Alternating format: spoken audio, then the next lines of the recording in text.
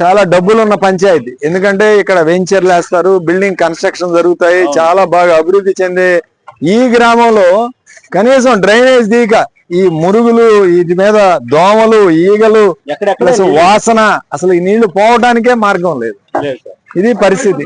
ఇంత దారుణంగా ఈరోజు ఈ ఇసపాలెం గ్రామంలో ఉంటే కనీసం పట్టించుకోవట్లేదు. మరి పంచాయతీ స్పెషల్ ఆఫీసర్లు ఉన్నారు, పంచాయతీ సెక్రటరీలు ఉన్నారు, వాళ్ళు ఎవరూ కూడా పట్టించుకునే పరిస్థితి లేదు.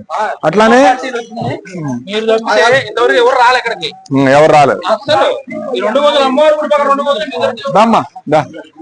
ప్రధానంగా ఏంటి సమస్య చెప్పు. కాలువ అండి, అసలు మురుగు కాలువ తీయట్లేదు, చెత్త తీయట్లేదు. చెత్త తీసుకెళ్ళడానికి ఈ 2 బజార్లు ఎవ్వరూ కూడా కనపడరట.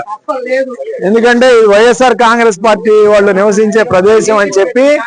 అంటే ఈ రోజు ఒకటే అడుగుతున్నాం మేము, అంటే వైఎస్ఆర్ కాంగ్రెస్ పార్టీ వాళ్ళ ఇళ్ళకి చెత్త తీసుకెళ్లరు, వాళ్ళ ఇంట్లో ఏదైనా ఇది జరిగినా వాళ్ళు ఎవరు స్పందించరు. అట్లానే కాలువలు శుభ్రం చేయరు ఈ బజార్లన్నీ. బాగున్నా ఆరోగ్యం. కాబట్టి పరిస్థితి ఈ విధంగా ఇంత అధ్వానంగా ఉంది. ఈ రోజు ఈ పంచాయతీకి డబ్బులు ఉన్నాయి, ఈ పంచాయతీలో డబ్బులు లేక కాదు, స్పెషల్ ఆఫీసర్లు వేశారు. మేము కోరేది ఏంటంటే దయచేసి ప్రజల యొక్క బాధలు, అవస్థలు ఈరోజు చూసి ఖచ్చితంగా మీరు ఈ యొక్క కాలువల్లో డ్రైనేజ్ కానీ చెత్త తీసుకెళ్లే వాళ్ళు కానీ వీళ్ళిద్దరిని కూడా తక్షణమే చేయాలని చెప్పి ఈరోజు వైఎస్ఆర్ కాంగ్రెస్ పార్టీ తరఫున డిమాండ్ చేస్తున్నాం.